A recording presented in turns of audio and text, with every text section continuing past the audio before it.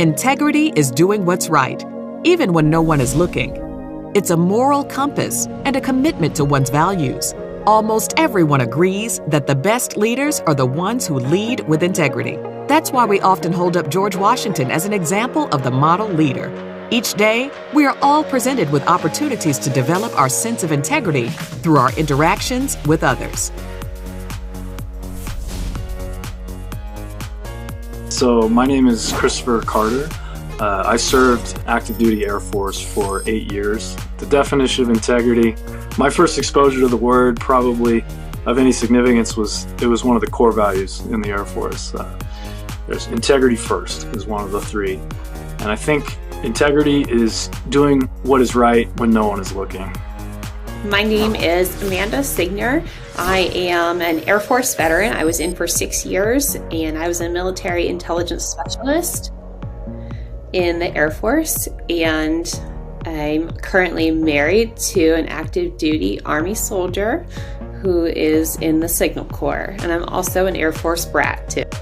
I will say integrity, like everyone else says, is doing the right thing when nobody's around. But at the same time, integrity is also like having a set of beliefs that you don't stray from. It's knowing to you personally what's right and always doing that right thing. And even when somebody else or even a group of individuals say, well, this is what we're going to do and you should do it too because that's what we're all doing. And you stand up and say, no, I'm not going to follow that trend. And well, I'll die on that hill if need be. And that's just what you do because that's your integrity. My name is Renee Angela Mock. I am the Program Outreach and Support Manager at Mentor Maryland, DC.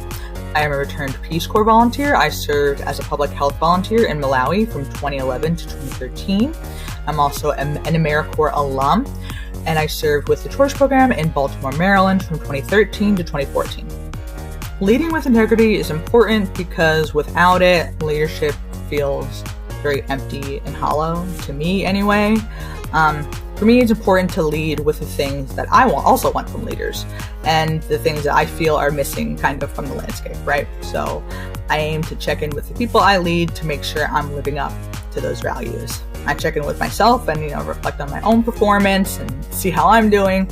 And I look at my own leaders and the people that, I let lead me and the situations they're in. I try to put myself in their shoes, with those values and, see what I would do and how I take it on with my leadership style. So I try to make sure that, I'm living up to that goal of integrity and continue to check in with myself, on a daily basis because it's active participation. My name is Tom Porter. I run the Washington, D.C. office for Iraq and Afghanistan Veterans of America. We're the largest veterans service organization for post 9/11 veterans. If you don't lead with integrity, people aren't going to want to follow you. There are people that follow people for the wrong reasons, but nearly almost all the times, people will be more willing to follow somebody that's of good character, strong integrity, and that are doing things for the right reasons, for the good of your organization, for the good of your family, for the good of the community. If you have those at the core of your interests and your goals, you're going to be more likely to have people that are going to want to follow you.